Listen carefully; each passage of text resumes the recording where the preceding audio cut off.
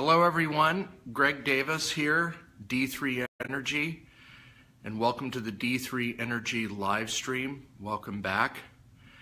And again, this is where I will be talking about oil and gas, particularly conventional oil and gas in the United States and its resurgence.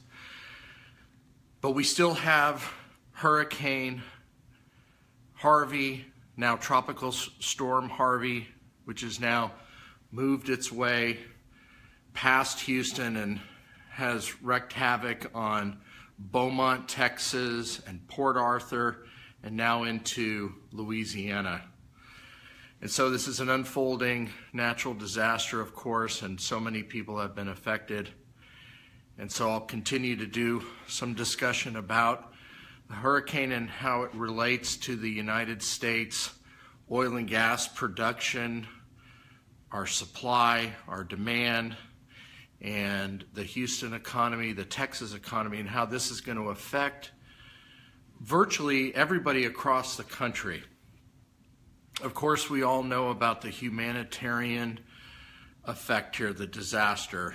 And again, on behalf of everyone at D3, our hearts, our thoughts, our prayers go for everybody who is still being affected by this. It's a disaster unlike anything we've ever seen.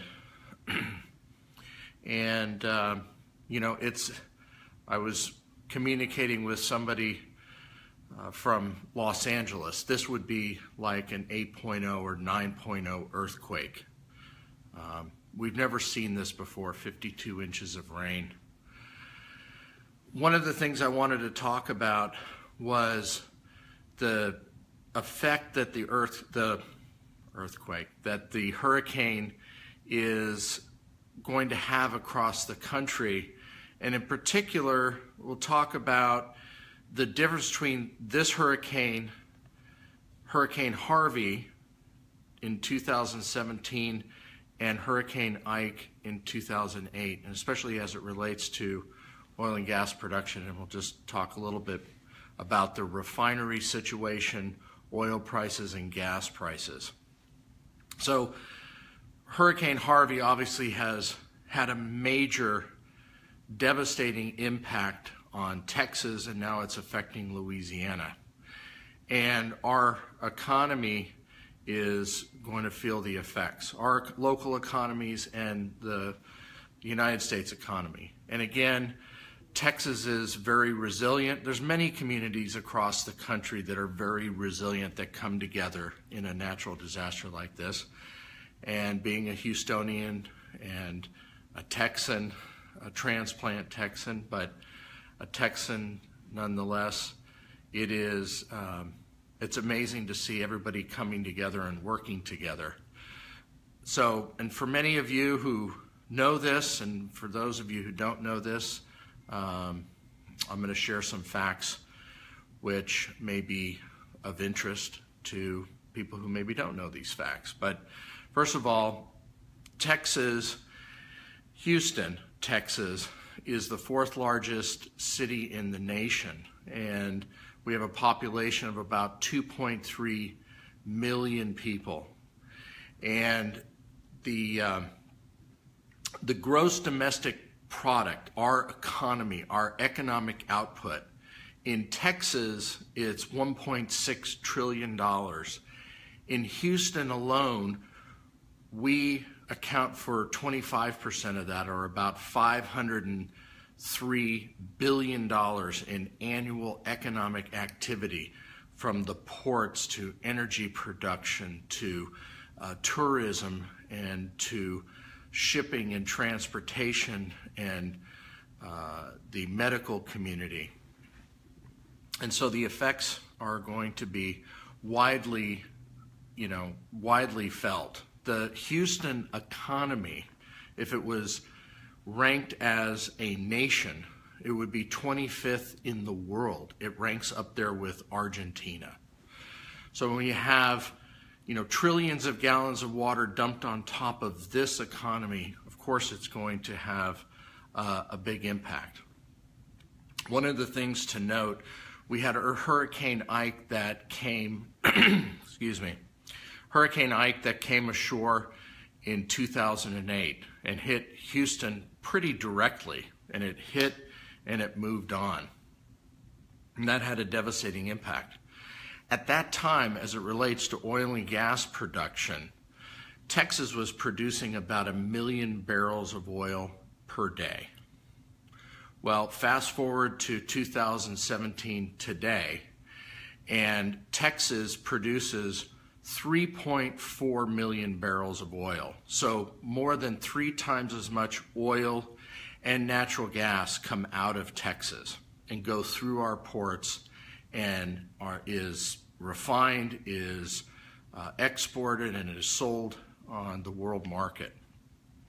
And so the effect that this is having on world markets, we don't quite know, but certainly Texas is so important to the supply of oil and gas across the world that this is a major event, and its effects will be widespread. We're seeing gasoline prices continue to rise. We're also seeing oil prices coming down. And again, that has to do with the fact that with 12 refineries off production, and right now there's about 3 million barrels of refining capacity that is offline. So that crude oil that is coming out of the ground so much more rapidly today than, say, in 2008 is piling up and doesn't have a place to go to get refined. And these refineries are down. Again, we have 12 refineries down, and today America's largest refinery over in Port Arthur had to be shut in. So with 3 million barrels of capacity offline, that crude is piling up, so crude prices are falling, and that will be temporary. But for now, until those refineries come back on, we're going to see oil prices stay down. They're at about $45 a barrel. But gasoline prices are going up because so much oil is refined into gasoline and jet fuel and other fuels, and those are offline. And so with that capacity down, there's going to be less supply for the gas stations, and so prices are going up there. So other than that, one of the things, again, there's some rays of hope. The storm has passed Houston. Unfortunately, it has wreaked havoc on other communities to the east. And again, our thoughts and prayers go for everybody in Port Arthur and Baytown and over on into Louisiana, Beaumont. But there is some rays of hope, just like the sun has come out and is shining again. There is some refineries that are planning on getting back up to speed again and get back onto production. Some of the oil production that was turned off coming out of the oil and gas wells, particularly in South Texas near the Corpus Christi area and north of Rockport in the Eagle Ford Shale, where there's a tremendous amount of natural gas and natural gas liquids being produced. Those wells are coming back online. We understand that EOG, one of the big producers, has turned those wells back on. So, with that, I wanted to give you some information that relates to the impact on our economy and our energy economy. And again, our thoughts and prayers go for everybody that is affected by this. There is still people being rescued right now, and the storm is still hitting Louisiana, and so our thoughts and prayers go out for everybody. And I will be back, and at some point we'll pick up the discussion when it's appropriate about the resurgence of conventional oil and gas. Until then, stay safe. Thank you for coming, and please share, help build this community here, this community about this new paradigm shift and this awareness that we can all gain and share about our oil and gas industry. And God bless Houston, God bless Texas.